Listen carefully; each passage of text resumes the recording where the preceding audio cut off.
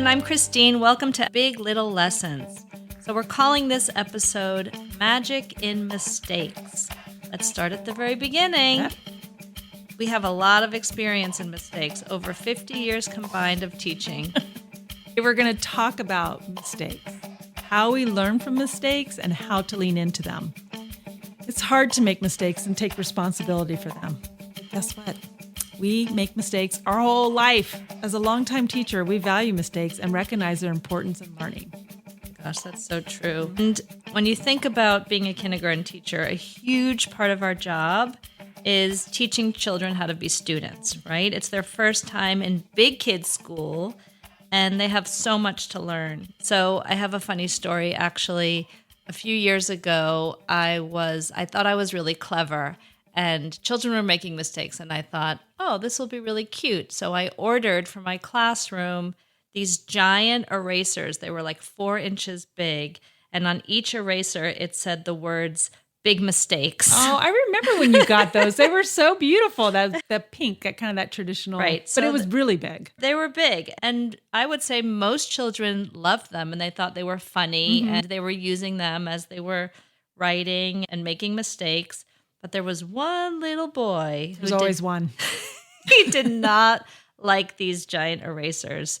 So unbeknownst to me, one day I open up the little bin of erasers, and one of the erasers has a black crayon scribbled all over the word big mistake. Oh. And I can't remember how we figured out it was this little boy, but probably wrote his name on it. He made a mistake, right? Yeah, he didn't like making mistakes. But I also felt like, wow, he really showed me how he felt about making mistakes. There can be such a stigma around the word mistake. And we model it and show students how to be open and resilient to their mistakes. And we do that all year long. And so we make them on purpose. And it's so fun to model making mistakes. And so it's like, oopsie, I made a mistake. And it's a teachable lesson. I had a little student, Charlie. She was such a good little listener. She hung on every word I said. And she watched me all year long make mistakes. And, I did it again. And it was probably near the end of the school year. And she kind of tilted her head and she looked at me so earnestly. And she's like, yeah, I mean, really, you make a lot of mistakes. And she was genuinely just concerned about me. That's how I learn, Charlie. That's how I learn. And so it's helping them to recognize and stay open and resilient when they make a mistake, because it's inevitable. By showing them. They are inevitable our entire lives, right? But we need mistakes to grow. And then we started to think about the difference between making mistakes as children versus making mistakes when you're adults. And we thought the main difference are definitely the stakes, right? The expectations and how you look at the mistake. And as you grow with age, this changes. Mistakes are natural and they are a necessary part of learning and growth. But the kinds of mistakes we make and how they show up can look very different depending on our age, our experience, and environment. So listeners, let's look at some different kinds of mistakes. We did a little bit of a deep dive and we found out there's many, many categories. Yeah, onion, there's a lot of layers. There's a lot of layers, lots of different kinds of mistakes. So we're going to go with a few. And the first one is called learning mistakes. And so the learning mistake definition that we came up with is mistakes made while trying to do something new or unfamiliar. So thinking about that definition, trying to do something new or unfamiliar. So with children, these are so common. In kindergarten, oh my goodness, all day, every day, all the time. Kids are constantly learning. So, not just academically, socially, behaviorally, spiritually, physiologically, everything. It's like, it's all new. It's all day long, too. All day long. I know. It makes me think of, I'm sure you would agree, is our writing program. Oh my gosh. So with our writing program, it's a lot about leaning in and trying, working on your pencil grip. It's working on forming the letters and numbers correctly. It's coming up with the idea, writing your name, leaving spaces in between words, providing an ending mark and an illustration to go with the sentence. It is a lot of steps. And then when you're done with your story, You have to put it in your green folder and manage Easier that said and than start a done. new story. So this goes on where we have a lesson and then they try it out and they're adding to their stories. To say that sometimes the writing folders gets a little cluttered is an understatement. Exactly. We ask them to go back and review their work and add and delete and cross out and scribble. To someone who may not be familiar with the kindergarten age writing program, they might say, my gosh, that is a mess. And we call it the magic is in the mess, in such that they're making lots of mistakes because they're learning how to write. And not only is it academic, it's also getting along with your classmates. Sharing the materials. I need the red crayon. Give me that red crayon. I've had students where they're just sitting there very quietly. And I said, is there something, what do you need? And they're like, I need a pencil. And I'm like, well, let's look around the room. And oh, I have to extend my arm and pick up the pencils and get along with the other seatmates around them, sharing the red crayon. It's always the red crayon. They love Why is that. it always the red crayon? And so there's a lot of mistakes going on, but as teachers, what we see, the magic, we see like, oh my gosh, they did this story all by themselves. They wrote their name or most of the letters in their name. Maybe they drew a sun and put the letter S. We're like, oh my gosh, they knew that the beginning, the word started with an S. They put a period at the end, maybe or maybe not. That one takes a while. But we're saying, and then when you see the beginning of the kindergarten, middle of the year to the end, truly it's magic. And actually, we just finished our writing celebration, and the students are reflecting on, wow, I've grown so much as a writer. It's through exactly what Jenny said. It's through all these series of mistakes. Trying to keep that childlike wonder of look how far I've come, because it is truly amazing and it is magical. So it's magic in the mistakes that we make throughout our whole lives. It really is. For small children, it's easy to think about and learning mistakes. For adults, I think we make learning mistakes also when we're acquiring new skills, right? We're starting a new job, or we're trying to cook a new recipe, New hobby. or a new language, like who is not on Duolingo? I know, right? But I think for adults, we could be more self-conscious about that. Self-conscious. I mean, just preparing today's episode, we kind of were like, we are 100% going to make mistakes. And that is vulnerable. But how do we get better at it is by leaning in. So we've got our notes in front of us and we're getting tense. This is a great exercise in practicing as adults, leaning into something new. So thank you for being with us as we make lots of mistakes. And feeling proud of ourselves. Because someday we're going to look back on our beginning episodes and then we're going to see the progress and growth, just like our children do in writing folders. Exactly. And how do we associate with those mistakes? Like, how do adults? I would say we feel more shame, possibly, if we mess up, right? We don't feel as resilient and open as children, hopefully, generally No, feel. but we want to turn it around. Instead of saying, I made a mistake, how about I'm learning? I'm practicing by making obvious mistakes, subtle mistakes. So true. So another kind of mistakes are called careless mistakes. And the careless mistakes definition is mistakes made due to inattention or lack of focus, not because of lack of knowledge. So like in children, that would be, in a classroom, that would be like forgetting their homework, although they always say, my mom forgot my homework. And then that's a lesson, taking responsibility. It's not your mom or dad's job to do that. Exactly. Those might be some examples. I have a really funny example of a very, very careless mistake that was made by my younger son when he was about 6 in kindergarten. Aww. So he was in my bedroom watching TV, and all of a sudden he comes out and he's crying. He's like, Mom, the TV broke. And so I said, what happened? He said, I was jumping on the bed and I fell and my head went into the TV. And I said, oh no, are you okay? So I went into the bedroom and there was a virtual crack through the TV. Yikes. And I was like, it's okay, honey. I don't care about things. I only care about you. Are you okay? He's like, yeah, I'm fine. So Put that story to rest. Fast forward about 10 years. So thankful that he's okay. Thankful. And like TVs can be replaced. And it was a mistake. I said, what did you learn from this mistake? Not to jump on the bed. Okay, great. Let's move on. Fast forward, till he's 16 or 17 or 18. And he one day says to me, Mom, I have a confession to make. I said, what is your confession?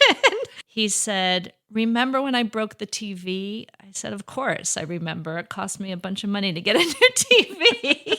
But I'm okay because you are okay. Oh, yeah, that's right. Don't forget that. And then he said, well, I have a confession. It wasn't my head. I was actually swinging a yo-yo. And I was like, well, now I'm actually mad. How could you have done that 10 years ago? But that was definitely a careless mistake, right? Yeah. And we've all made careless mistakes. You think as adults, we send an email with the wrong attachment or reply all when you wanted to just be the direct sender. I've done that. Yeah, I think we all have. And it's just so mortifying. Misreading something or forgetting a meeting.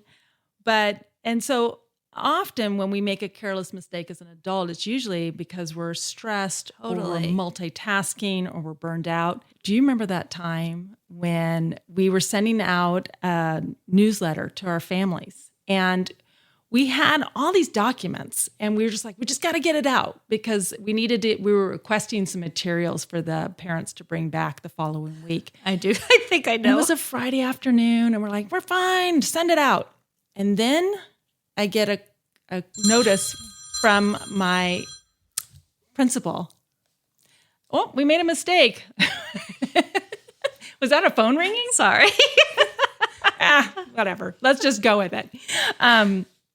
We get a call from our principal and he said, yeah, I had a parent reach out to me and said that she forwarded it to me, your newsletter. And did you look at it before you sent it out? And I could feel the surge of embarrassment coming up. And he said, well, you did not put ending marks on your sentences. There were some misspelled words. You weren't clear. It was riddled with typos. A lot of typos. And the parent offered to edit our newsletter and resend it out. You can only imagine how mortified we were. And so, we were like, no, we'll redo it. As embarrassing as it was, and it kind of still brings that shame. I thought, well, what can we learn from it? Learn to double check and triple check. Actually, after that, you and I always could you take a quick look before we send it out? I remember. I do remember that. Yeah, we had a final draft, but we also had a rough draft, but we accidentally sent the wrong one. So it happens. We lived and we made it through. So I think with children, thinking back to my son's careless mistake, they're still developing focus, right? It's part of, so he's forgiven for so many reasons, but brain development is a huge one. But I think for adults, when we're managing too many things, it's about poor life balance, work-life balance, or fatigue or stress. So we make careless mistakes when we're not balanced. Yeah, and it's going to happen. And learning to forgive ourselves when those mistakes happen, because they're going to happen. So let's move on to a third mistake, which is misjudgment mistake. And the definition is mistakes made because of poor decisions or assumptions, despite having enough knowledge. So for children, they may have misjudgment when they're trusting maybe the wrong friend or choosing to skip studying or misreading social cues. Oh, I have a story. Ooh, what's that? I have a story, but I have to preface this story by saying at the beginning of kindergarten, one of the things that we always do when we're teaching the children how to use scissors is we say, these are scissors. They're for cutting. They're for cutting paper. They're not for cutting your hair. They're not for cutting your friend's hair, etc. So two of my students, two little girls, at Charlie 1 and Charlie 2. Charlie 1 and Charlie 2. It was recess time, so we were all outside, and the Charlies sneak into the bathroom. Where was everybody else? Outside at recess. Okay. Them to go into the restroom. Yeah, they probably said, may we go to the bathroom? And of course I said, yes, you may go to the bathroom. So they snuck into the bathroom and not snuck. They Not went snuck. into They the went- bathroom. Well, they snuck scissors Scissors. into the bathroom. So there was a misjudgment. Yes, that's a better word, misjudgment. So they took scissors in and they literally gave themselves like some serious haircuts. I remember that. Both girls had this luscious, beautiful, long hair. And they came out of the bathroom and they said, "Don't we look cute?" By the way, they did look cute. And I nearly died. They looked so cute, but we had a big conversation. And when I remember putting one of the Charlies into their car at the end of the day, and sort of very briefly, I think I had to email the parents and say, "This is what happened." One of them. We have a surprise for you. End of the day.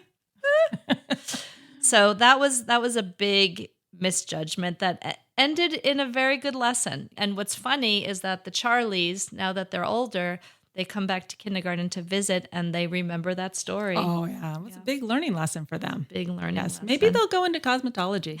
They'll become hairstylists. My first experience. Well, for adults, misjudgment mistakes can be hiring the wrong person, mismanaging money, or entering toxic relationships. We all have those moments where you're like, what was I thinking? Oh my God. What's happening? I was thinking about your story. I do. This actually happened more than once. So 2 times this happened. The first time it was actually my husband's parents. They received a phone call saying that it was their grandson and he was in distress and he had been in an accident and can you please send money, right? It was a scam. Scamming there, is it AI? They get the grandchild's voice? I have no idea. I think they get it from social media or there's a way that they're able to get your actual grandchild's voice, right? It was terrifying. They had a feeling that it wasn't right and they went to the sheriff's department and the sheriff was like, "No, this is a scam. This is not right." Another time, a similar thing happened. One of my really close friends in New York, her dad received a similar phone call saying that your grandson has been arrested and you need to send this money. You need to put this money in a magazine and go to FedEx and FedEx it to this address in Georgia or something. And he did it. He sent it. And then right after he sent it, he called his lawyer and he said, "I just did this. I don't know if it's right or if it's, please help me." And the lawyer was like, "You've been scammed." So, we can find ourselves in these situations where we're misjudging, not by any fault of our own. No, it's something you have to be alert and aware of. I think the key difference between misjudgment mistakes is that adults can carry a heavier cost for the misjudgments.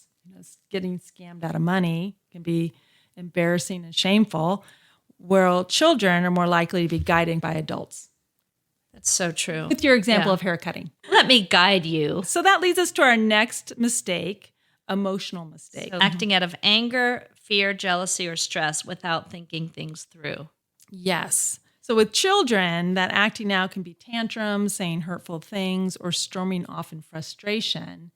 I think kids in kindergarten kind of reel it in. It's not until they get really comfortable with us that we see the real children. Right. Save that for their parents. I think so. I had a little Charlie at the beginning of this year. We have a visiting day before school starts, and we invite the children to come in and look around the room and ask questions and take pictures.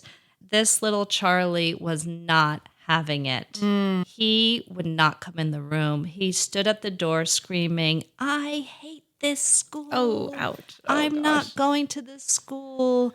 And were there other kids and parents there? There were, and his poor mother, I think it was just his mom who brought him. I could see her just sort of, wilting, feeling so embarrassed and upset. So I said, "It's okay. Why don't you just take Charlie home and let's do a redo?" So I reached out to her and I said, "Why don't you come in on Monday before school starts?" That was good teaching. It was Labor Day, but it was necessary and it was worth Yeah. it. And it was so important for this little boy to know that this was a safe place for him to come to. Yeah. And I also wanted his parents to know that there's no shame in this. This is part of development and everybody's different. So that was a really good example of an emotional mistake. It's an outburst, almost beyond your control when you're little.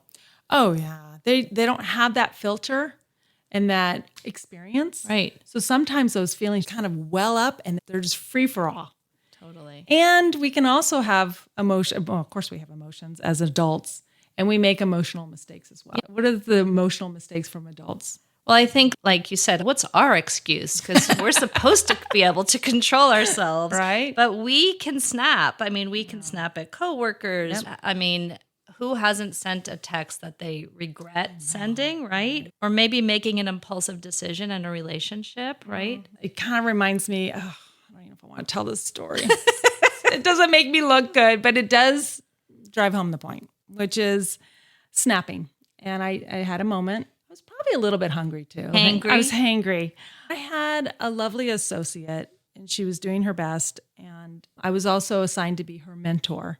She was finishing up a program at school and she needed me to look over some things. And I just was like, I don't have time right now.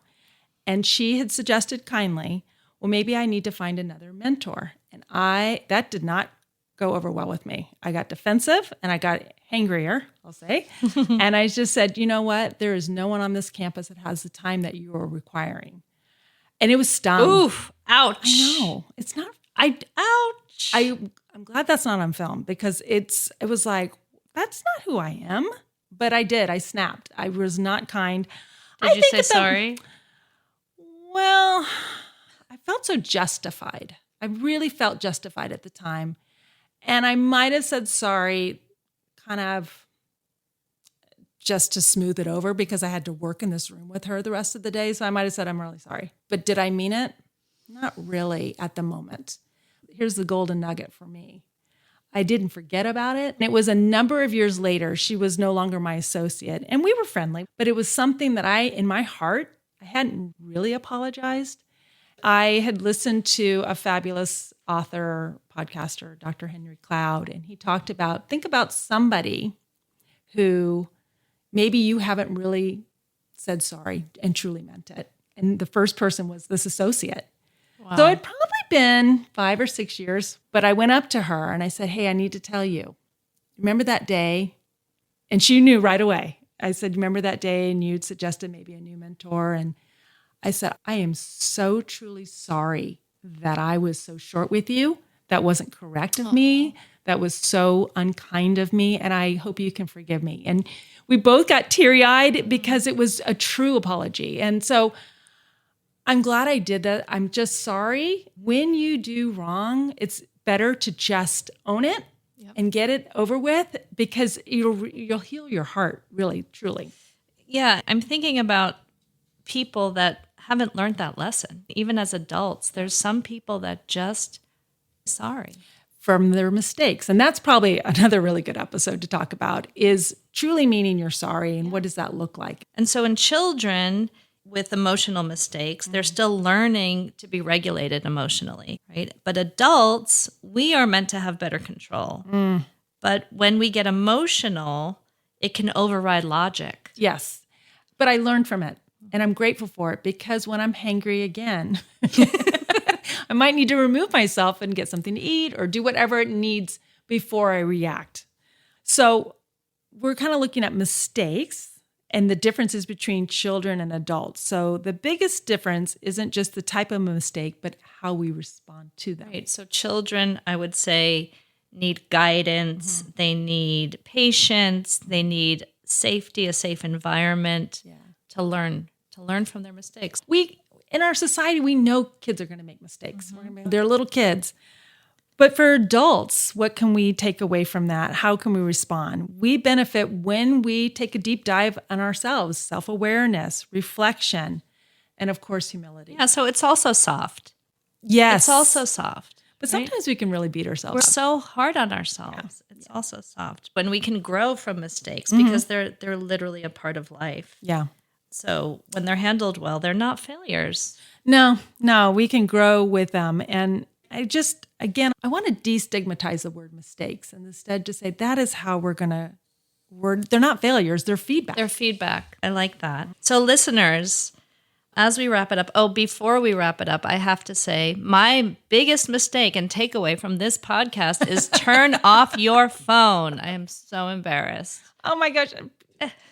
That's just part of life. Do not disturb next time. Now we know.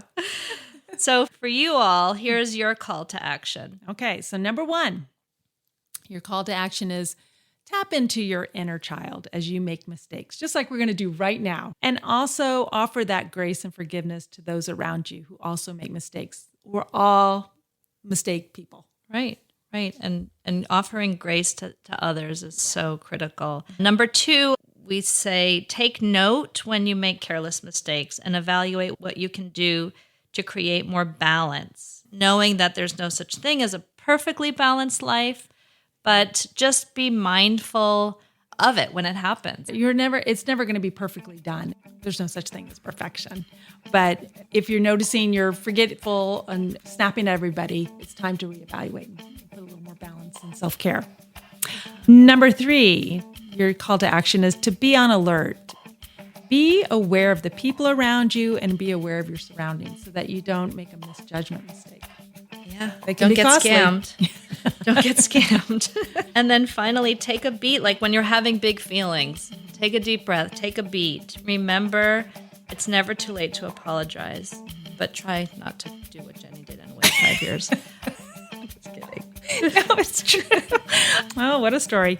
Okay, everybody, remember mistakes are a natural part of life. It's how we grow and learn from them that matter. We are a classroom, we are a community, and we're all in this together. And we'll see you next Tuesday for another episode of Big Little Lessons. And don't forget to subscribe.